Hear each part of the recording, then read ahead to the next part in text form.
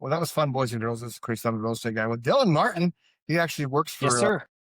works with Doug Hopkins. If you know who Doug is, he buys your house and guarantees a sale, and he's not going to jack it down with commissions and inspections. And if they does, if you guys bail, right, you still give the person $5,000. Is that it?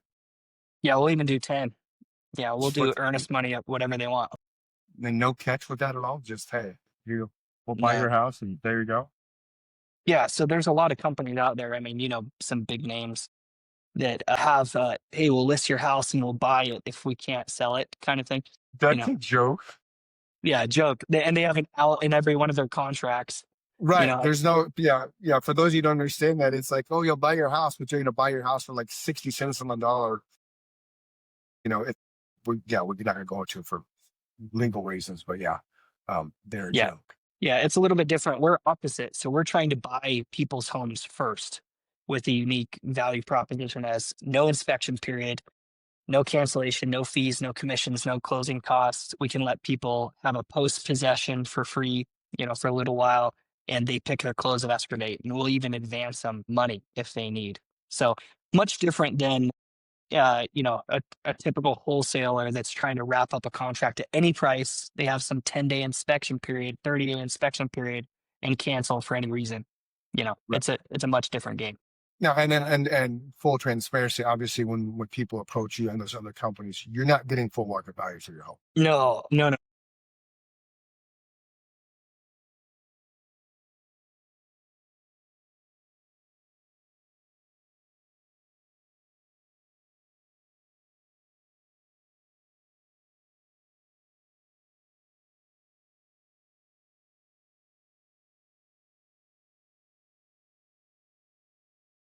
Right. Somebody who like all of a sudden got a job transfer to Omaha and they got to be out of Dodge within a month and they can't afford to sit on the market, all that kind of jazz. They have enough equity, then you're something they could go to and say, here's my $500,000 house. I know I'm not going to get the full rip of it. And you guys Yep, do your thing.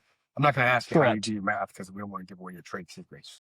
Oh yeah, it's really not rocket science. You know what?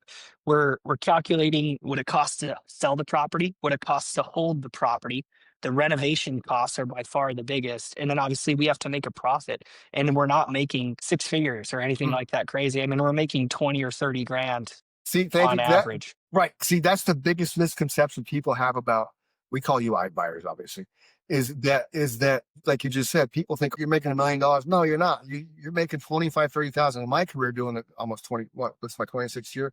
I've always had the information from investors I work with that if they make 25 grand after everything's paid for, they're happy. Correct, because you're doing it at scale, right? Right. I'm not trying to do one house and not have to work for the rest of the year. This last month we signed 100 contracts, right? This month we're already at 65. So, I mean, this is a different type of value that people really, really see. It's not the process of real estate, if you will. Right. So even though right now, on average, I saw this the other day from NAR, the typical homeowner in America has $300,000 equity. So even with something like that, you're not going to take away all their equity. They're still going to walk away with some money. Yeah, yeah. And the key, so to pull back the curtain for you a little bit, Chris, and to help you see the business model, real estate's been the same for basically 100 years, right? So if you want to sell your home, you need to contact a realtor. The realtor will tell you, hey, these are the things you need to do to get ready to sell your home. And hopefully you have a great realtor like Chris, who has a lot of experience, who knows what you need to do to maximize your profit, right? But sadly, Chris knows this better than most, is that most real estate agents aren't even good enough to be a paperweight. Mm. The barrier to entry to be a real estate agent here in Arizona is very low. Very, 90 course very hours. low. You take a state test, a federal test, a school test, and boom, you're done. You pay Yep. $1,000 in fees a year and you're groovy, right? Yep. And sadly, homeowners are very dissatisfied with what Wow. agents have done over the last couple decades because they're begging for other options, right? That's Yeah. Yeah. why Yeah. Doug started to offer this, direct to seller campaign of, hey, we'll buy your house with the best possible terms, but it's not going to be market value, right? And other companies have followed suit. Arizona is a breeding ground, the sandbox, if you will, for these iBuyer companies because comping homes is so simple. most homes in Arizona are built 1970, 1980 or newer, so they can throw it in their algorithm and think that they can make a profit. But I'm sure you've seen Open Doors lost, Oh, $1.3 billion last quarter, I don't right? know how Open Door stays in business, man, because they've had one successful quarter in their existence. Correct. And it That's was it. when the market, it is when everybody won, right? Right. I don't get it. They're so bad. There's rumors that they're being backed by somebody in China. Yeah. I Yeah. don't know. They have hedge fund money coming from somewhere. Yeah, and they're just opening the window and throwing the money out because I don't know how I've sold many Open Door properties and they don't make money. Like I've sold them well below where they paid. So it's mind boggling for the consumer out there that's watching this, because we're also live on YouTube, by the way. You're gonna leave a ton of money on the table with an Open Door and offer pad. And for people think, oh, they don't charge commissions and not kind of jazz. I actually, when we moved from Chandler out here, I actually went to OfferPad and Open Door because I wanted to see their stuff. So I acted like I was just a normal everyday person. Both OfferPad and Open Door at that time were charging 6 to 8% buyer convenience fees. Boys and girls, that's a commission. That's a 6 to 8% commission. Whereas normal realtors like Dillon and myself, we can't really talk about all that kind of jazz. But there's when I list a house now, I go in and say, this is all you're gonna have to pay me. Everything else you negotiate when the buyer brings us an offer. The buyer's agent brings us an offer. Open Door and OfferPad are coming out of the gates and you're paying this convenience fee. So you're paying them more typically than you would pay actually hiring somebody like me and allowing Dillon to bring a buyer in to purchase your home. Correct. Yeah. There's no free meals, in No, life. no. Everybody wants, we'll meet with sellers that they'll say, well, my home on Zillow is worth 400 grand. I'd like Right. $400,000 for my home. I'm like, cool. Like, put yourself in my shoes. What's the business model to turn a profit? Right. And again, my entire pitch, the way that I like to communicate with people is education, to Yeah. sit there and go like, hey, let me peel back the curtain. Let me help you understand and really help us see there. That's why, to get back to it, so few real estate agents actually are really, really good, like yourself, Chris. And that's what's opened up for iBuyers. Right. Of, and I feel like what's happening in the marketplace with all the technology is that 10% of all the agents Mm-hmm. are doing all of the business. You can see that now with huge, huge teams doing a Mm-hmm. bunch of volume, putting a bunch of advertising dollars behind it. How many agents have a radio show and are live on YouTube talking about real estate and their properties? Right? Very, very few. Whenever you're interviewing somebody, I mean, you got to be looking for somebody that puts their money where their mouth is, that has the market knowledge, that's going to be spending a lot of resources and time to be out there and actually get your home sold for sure. Yeah. And see, here's a fun little um caveat. So the person we referenced earlier about, they'll buy your house if they can't sell it. The only reason that person's on the radio is because I opened the door with iHeart when I had my show on iHeart for Real Talk USA. Really? Yeah, I was approached by a company called Real Estate Radio Network in California. Have you ever heard of Craig Suing? Most people have. And that name sounds familiar. Yeah. American Dream TV now is his big. It's his thing. He's backing. I was on that as well. But with we were Real Estate Radio Network was not in Arizona at all. They were in the iHeart family at all. So I went and they approached me. I went and talked to them all that kind of jazz. Went to California. I did like a week worth of training and stuff because I'd never been on the radio. I mean, it's not rocket science, but there's things you have to know how to do and not do, things like that. So we opened the door for iHeart here in the Valley. My show took off for 3 months or so. It was, success is a relative term, but it was making move. It was moving, I guess you want to call it. I ended up being on 2 time slots on the weekend. So once they saw that was successful and they could pull it off, then other people started being approached. So I actually still talk to about a handful of them across the country. Oh, cool. That once the Phoenix market opened up, because we're a big market, then that opened up down the line.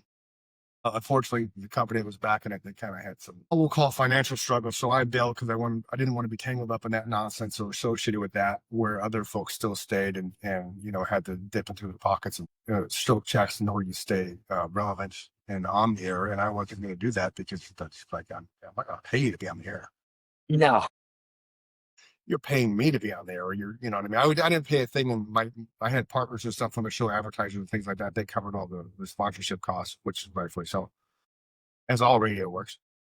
But yeah, so that was interesting that there was nothing in the iHeart market at all. And then we opened the door with Real Talk USA, and then away it went. Off air, I'll tell you the whole story. I look forward to it. So from a market standpoint, because I get 10 listings or so, a couple more coming up, and I'm still getting those stupid, I call them bottom feeder offers. I got a really gorgeous home in Phoenix that's 4202 Purdue Avenue, like super nice, completely remodeled. This guy did everything to it. We priced it just a little bit below appraisal at 585. I got an offer the other day for 423,000. I'm like, what are you smoking? My response really was like, what are you smoking? Because I would love to know if you're starting cocaine or smoking crack, or if that's some really good kind weed, because I don't know where you're coming from thinking you're going to be successful at getting this house, because we're not that kind of market. Yeah. It, there's educators that all they do is teach that method to find off market leads or find, wholesale properties. So they're submitting 500 offers a day, right? Yeah. And then they're hoping one shows some interest. Well, we can't do 40, but can you do 480? Right? They're trying to open some sort of discourse. They know that most of them are going right to spam. They know that they're getting email after email from the listing agent saying, "Are you on crack?" Right? But Mhm. there's these YouTube gurus that are saying, "Hey, don't pay for advertising. Just No, go to homes on the market that have been on for 60 days or whatever and start to go after those people." I think it's predatory. I think it's insane, and I think it's a waste of time. And I actually now put stuff in my listing contract language that my sellers agree to, that if we don't get a certain threshold of an offer, I don't have to present it, because they're just like you said, most of it goes to spam. I'm lucky they all come straight to my email, so I just get to respond, cordially. Yeah. Yeah. Yeah. We do something very, very similar there. So here's where we're gonna take you down the fun little path. This is what I made up for the iBuyers. I love your goatee. That's a great clip. It's 5 years old. I didn't realize it was 5 years old. So I just played it, but that's why I did that, because when we sold our house in Channel and moved out here, because a lot of people ask, well, how's it work? How's it work? I'm like, you know what? I'm going to find out how it works. Yep. And then shit you not, man, they send you this nice big folder, and it's all shiny, and you open it up, it gives it's all shiny, fuzzy things, right? And then you start reading the fine print and stuff, and then they'll email you their thing, well, incident inspection. At that house, there was nothing on it. Like my house on top of, like, legit, there was nothing on it. It was a little dated, but aside from that, it was a turnkey. And I put it on the market back then when we weren't a crazy market. And I had 4 offers in 3 days, and I kind of set the market for the size of the home. So it shows you that if you have the product, that everything is location, price, condition, and location, and you can't do anything about location. So your price and condition has to be on point to get the most money for your the most value for your buck. Is what I'm trying to say. Totally. So, Totally. I'm with it. so you guys, how many houses do you guys typically flip a year? Yeah. So we're buying cash. We're buying right around 50 a month. And then we're listing another 50 or so, like roughly average right now. It's about half and half. So when we go meet with the seller, Mhm. right, we're identifying the condition of the property, their timeline, and how much money they want. And I present 2 options. I say, hey, if we can make the cash offer work, obviously that's what we would like to do first. That's where we Yeah, make our money. yeah, But there's a lot of people that I can't make the cash offer a win-win. And yeah, so I say, hey, I understand that you can't accept, $400,000 for your $500,000 home. Or hey, maybe your home you just did a big remodel, maybe you just bought it, maybe you don't have enough equity, etc. Well, we have our launch program, what we, sell our own flips with, that I'll plug you into, that you get all the advertising with, and we do it for a discounted commission. So that's more of what it's transitioned to over the last few years. We used to basically only do cash. And then in 2018, I started the listing division. It was just me for 4 years, 5 years, up until 22. And in the last 3, I brought on 11 agents that now we're doing a lot of volume. I think we have 100 properties on the market right now. Just sell. That's not even our flips. It's just the sellers that are wanting to go with that right, option. right now on the MLS. And are you just in Arizona? Yeah. Yeah. We're just in Arizona. And you guys are carrying 100 properties right now. Yeah. I don't know if I It's can share if insane, man. go to homes.com and Okay. look up Doug Hopkins. You can share the screen so the YouTube viewers can see it. But those are the homes that we have on the market right now. If you just go to homes.com and Doug Hopkins, lots of properties. Now, you actually put them on the MLS as well, or not? Yeah. Every listing that we sign is going on the MLS. If it wants me to sign in, I'm not going to sign into that crap. You're good. You're good. So there's off market homes and there's on market homes, Okay. right? And so those are all the on market properties where we meet with the seller and they go, hey, we do not want the cash solution. We Right. need more money. Cool. Yeah. No Yeah. problem. Yeah. Right. Whereas most cash companies are just trying to lowball people. Right. Okay. They're just trying to go for these home run type of offers all the time. They're going to cancel on you. They're going to do everything. Well, that's not us. We have multiple options where we'll say, if we can make the cash offer work, no fees, no commissions, no closing costs, no cancellations, $10,000 in earnest money, great. Awesome. If we can't, no worries. We'll treat your home like it's one of our flips. We'll put it on the market, do it for a discount, get it sold. Yeah, I looked you up, and I only found one that I realized I was still in my multiple dwelling search that I was doing earlier. Got it. So if you do homes.com and just type in Doug Hopkins, you get just all in the search bar, homes.com, Doug Hopkins, it'll be the second link there. / Doug Hopkins? Yeah, homes.com space Doug Hopkins, and it'll come up. Homes.com. Doug Hopkins rule. Oh, there's this. Oh, American Greed blog center. Homes.com. There is. Okay. Okay. So I'm going to share the screen. Go back. I love the technology this thing has. It's fun. It's fun, especially for people that are trying to look. Mm-hmm. I mean, you have a lot of transactions going on. Not everybody has access to the No. MLS. Yeah. So you can see that. there's. Oh, here we go. Go this way. Okay. So. If you scroll down a little more, scroll down even a little, that's a map. So scroll up a little bit, you can just hit active Yeah, on the upper left-hand side. Well, Zillow had the same thing that I always liked with Zillow, because I could go into Zillow and type my name in and it just shows all my stuff going on. There's the active. Exactly. So, yeah. So scroll up a little bit. Okay. On the map, and on the upper left-hand section of the map, Right just here? hit the active. Nope. Right Oh, above I got you. active. Yep, I got you. Okay. And those are all the ones that we have active right now, Right on. just in Phoenix. What's the orange one for? I don't know. Is that Doug's house? Doug's house, he lives in Lasendis. He's got a cool property he just built up there. So right on. That's cool. So that's amazing, man. 100. So the ones that are on the market are typically move-in ready, normal, everyday, traditional listings. They're not fixer up, things like that, because I'm assuming. Yeah, right? some of them need to be fixed up, right? Okay. Sometimes we'll meet with people and they'll go, Okay. hey, I want more money, Yeah. but we'll say, well, we can't get you more money unless you want to put it on the market, Yeah. right? This is fantastic. I didn't mean to interrupt you, but 5 You're good. years, $289 million. Yeah.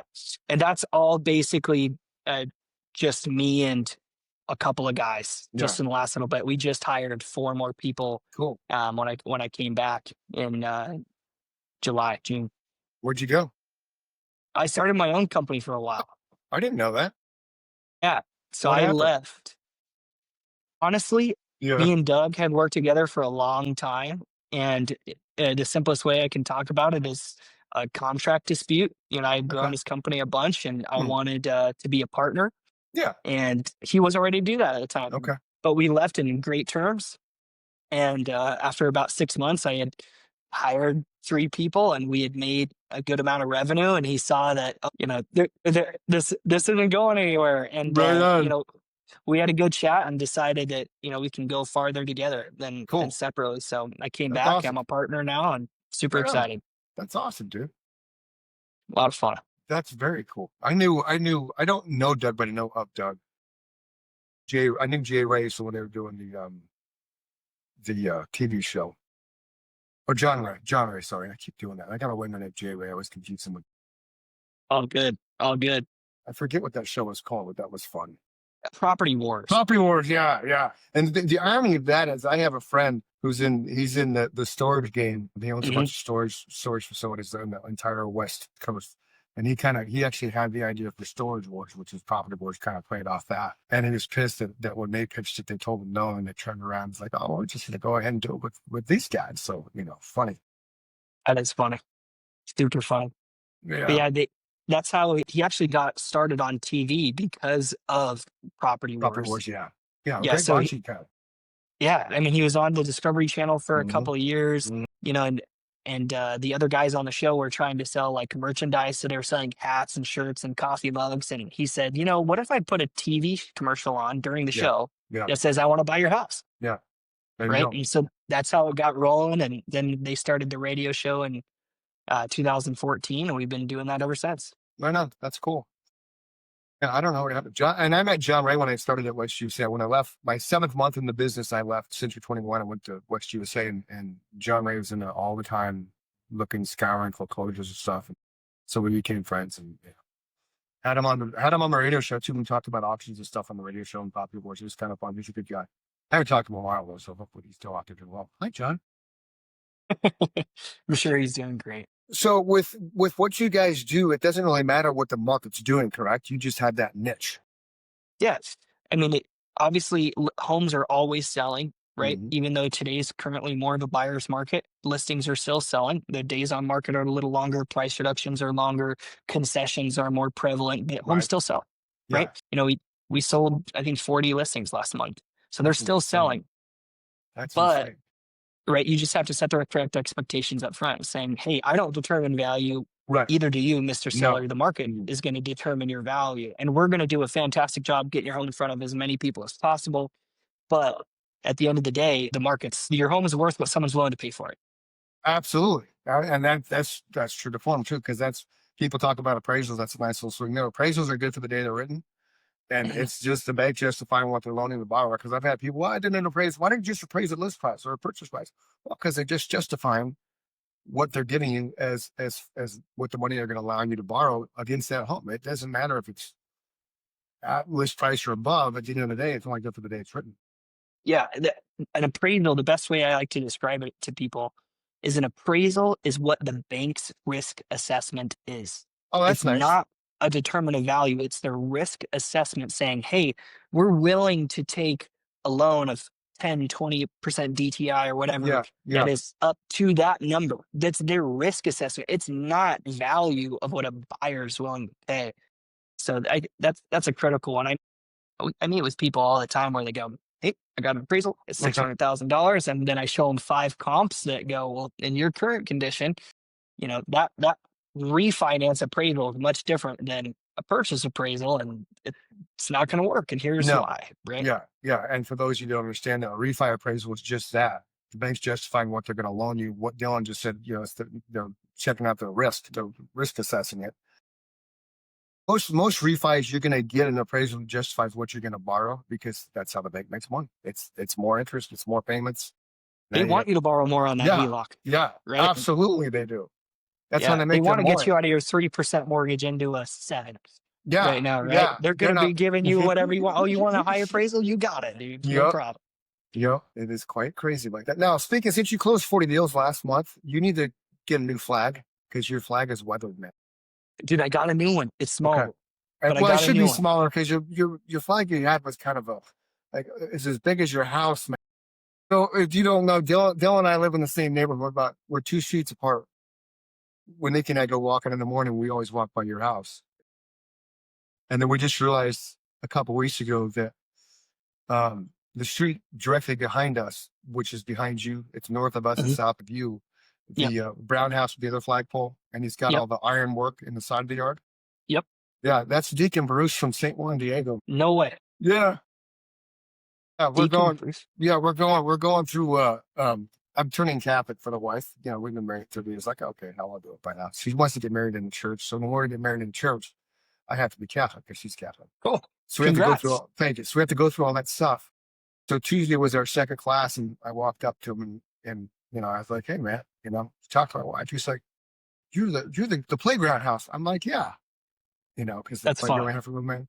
And then Yep. I was like, "You got an irrigation man in your fridge, don't you?" He's like, "I do." I said, "Well, the dressed up guy looks all slick. That's me." He kind of looks at me. Really? I'm like, "Yeah." That's funny, man. Small world. Totally small world. Totally small world. It's crazy. And you and I met when I was out digging in my front yard, carrying it apart after we had just closed, I think, that first week, and you stopped by your test and got out, gave me a card. I'm like, who the hell is this guy? As Yeah. I'm digging holes and pulling out cactuses and shit. Yep.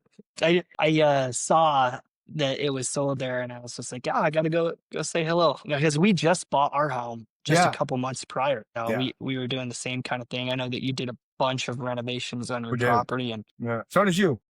we've done a bunch too. And I love that little corner of town. It's Mhm. quiet. There's a couple crazy neighbors, but Yes. And I happen to have, I have some good both of them. So you're welcome.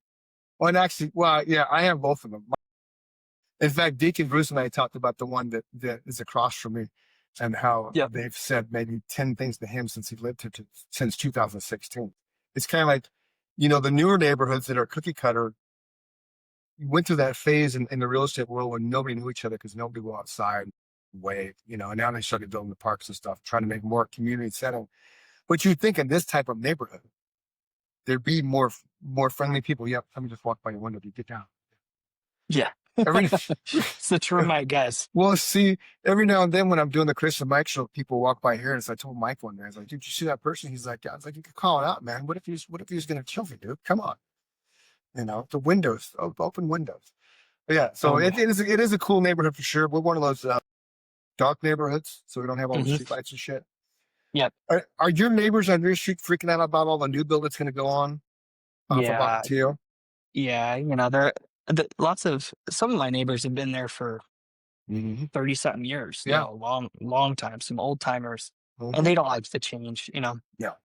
Even when street lights were coming up on power, they were pissed, Oh yeah. Oh yeah. pissed. And I had no idea. I was just like, it's a street light, the street lights everywhere. No, no, not here. It was No. And then pretty you funny. saw the stuff at 186th Street's going to be closed. Yep. Okay, What are well they that's doing there? we have no idea because I have a neighbor that's all on the city. Like he's Mhm. Paul, he's super cool and he goes after city rights. Well, he has no idea. He can't figure it out. He actually texted me while we were doing this. Let's see what he said. I asked him, I was like, we looked everywhere online about Queen Creek municipality and stuff. We haven't found any updates on it. He's like, nothing. Apparently, we are part of the secret neighborhood road committee. Funny. I So, I bet you it's that builder that dude, he's that builder's doing something on the back. they've been building that house since we bought our houses or Yeah. building that lot. Oh, And did you yeah. see that? Yeah, go ahead. They've done groundwork there at least 4 times. Oh, more than that, dude. They've moved so much dirt. I mean, granted, we assessed our land. We had to add the addition, right? So Yep. we had to get all the tests done, and The our percolation tests and all right. that. Yeah. So your land's probably like, oh, we move 3 inches a year, right? So I'm sure because that's 14 acres of farmland, Yep. because that thing's got to be crazy. I'm sure, but yeah, I would never buy a home from that building just considering watching the cluster that they've created in almost 5 years. There's like 10 more trees they're gonna plant. Like, what are you planting the trees, man? They just keep dying. They're not I watering. know. Now they have water. They actually have a tree company out there now, actually dedicating lines. They Okay. move in Okay. all dirt and digging holes, but they're supposed to widen the road, and they plant the trees in the easement of where the road's supposed to go. So who knows? But apparently, whoever's doing that work is like you said, it's probably the builder. So who knows what they're going to do? And it's going to Correct. take them so long. Speaking of that road, you've seen Yep. that house that got purchased for Yeah, 515. dude, they're doing some nice stuff. I'm really excited about that. Yeah, me Because too. on my way to my house, I only have one more house that's a little bit Uh-huh. of an eyesore. I know. I'm really excited. I'm like, I know. We are too. I got one more house. His neighbors did stuff. They were a super nice family. They did stuff. So Brian was They actually, used my contractor. yeah, I know. Because I reached out to contract and I was like, yeah, he did. One of your contractors did all my stucco, all the stucco work on the fence and everything. And then I had the one Nice. that was doing the front porch. He came over to give me a quote on what we wanted to go out back. In hindsight 2020, I should have went with him because the guy that we hired is totally fucked us, and that's a whole other story. But yeah, so Brian said he met them. And it was with your weird dynamic because he said he met the owners that were going to live there, but according to the tax records, it's a rental. So it's kind of like, okay, are you going to live there? You're going to rent it out. I mean, hopefully they're going to actually live there for what they're doing. It was kind of bummed out they put fake grass in, to be honest. Yeah, that's tough. It's not a It's fake tough. grass neighborhood, dude. It's kind of like it's not a Tesla truck neighborhood. Tesla cars okay, but it's not a Tesla truck neighborhood. What about that other house? Speaking of Tesla truck, that one on the corner of Sossaman and Via del Jardín. Have you seen Oh, that one? so we looked at that way back when, and we're like, hell no, we're not going to live next to the road, because Yeah, that's yeah, yeah. so when they actually bought that house, the inside our Facebook page, they were not disclosed that the land across from them, that farm, was sold to developers, right? Because Well, when somebody commented, and they were like, "What?" So yeah, it's kind of interesting to see. They're kind of at a standstill, which is weird. They're probably waiting for some. permits or But something. yeah, Yeah. it's. I don't know how you think, but I'm a big believer. If you're going to spend that kind of money in a house, don't do it on a road. It's going to be widened again. You know what I Yeah. mean? Like Yeah. there's I look at so many homes, I underwrite so many properties that, railroads, power lines, major roads are hard stops for me, for a it's primary Mhm, residence. mhm. Now, every appraiser I've ever talked to says it's a 10% day guaranteed. If you're facing the road, back in the road, railroad, all that kind of jazz because the noise, et cetera, et cetera. Is that the same that you understand that you have? Yeah, at least, but there's certain price ranges where it's even more. I mean, if you look at, some $2 million, $3 million neighborhood and the one next to it's on heated, right? You're like, who's going to build their dream house or renovate their dream house right here and be on Hayden? Like, I would rather spend my money and be, a neighborhood inn or something. So, Well, look at the one on Chandler Heights. Like the guy just the mammoth, the compound, right? yeah, I mean, That thing's got a skate park. It's got what, 3 outdoor structures and a gorgeous home. yeah, Gorgeous home. But you're 20 feet from the street. Like they didn't even set it back. yeah, I would have set mine back a little more. He's got 3 acres, 3.5 acres, Uh, something like that to deal with. yeah. But, there are some really cool properties out there. But man, I think he's going to be 4 or 5 million into that home, no doubt. Well, they bought it. It was a 994 sale and it was gone. As soon as they put it in the MLS, it was gone the next day, all cash. So it's probably one of those, hey, I'm gonna list this house, you're gonna buy it already, we gotta put it in MLS just to stay up with our brokers and stuff. And then he tore it down. So he's a million into it because it cost him money to tear it down. And then he spent another 50 grand demoing it. Right. That's what I'm saying. So there's a million, what, 1,050,000 just to buy the house and tear it down.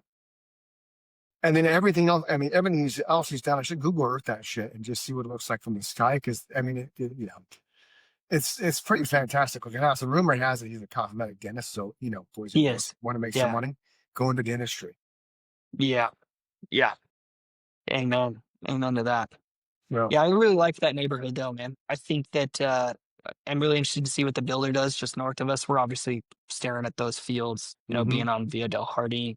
right. And I don't know when they'll start. Maybe we have another couple years, but we'll see. I don't know what they're waiting for. Legato West is going up pretty quick. That's surprising, Yeah. especially for Very what they're, surprising. especially for what they're charging for those things, Oh my gosh. right? Insane. Yeah, yeah, it's not. We have Anything else? right next to us, Uh-huh. they're doing the cottages. So they're doing these 2-story, like 5,000 square foot lot postage stamps. And I actually went to the city zoning meeting and Yeah, I tried it. I was just like, hey, isn't there some sort of buffer, right, between acre lots and, right. 5,000 square foot postage stamps? And that's what originally was. There were supposed to be acres and then half acres and then quarter acres. Nope. They were just like, yeah, we're gonna put a view fence right on, 187th or 84th or whatever. It is what it is. Yeah, yeah. Good for the Homestead family. They're making bank because they have all the acre homes around them still. But yeah, they took Yeah. care of themselves. They got a Yeah. lake around them too. Oh, do they really? They're building a lake? Oh yeah, they got a Oh, lake. They got lakefront property. Boom. that's cool, man. They got their own personal moat now. Right on. Good for them. Amen. Amen. Good for them. Anything else you want to talk about on the Chris? I was going to say the Chris and Mike shit. It's not Chris and Mike shit. You want to real estate. There's anything else we want to talk about? Other than can't think of anything crazy. Yeah. The commission changes were interesting. I think we've settled in on that a little bit. And according to NAR, the realtors have actually made more money because of that. Yeah. Yeah. Especially right now with the buyer's agents being able to negotiate their own. I was offering like a 2.5% co-broke, and now we're paying threes. Yeah. Right. Well, and see, I'm a big believer, talking the world of real estate, that you can't go up when you negotiate that compensation. You can always go down. So you might as well shoot from the hip, and if you don't get it, at least you tried.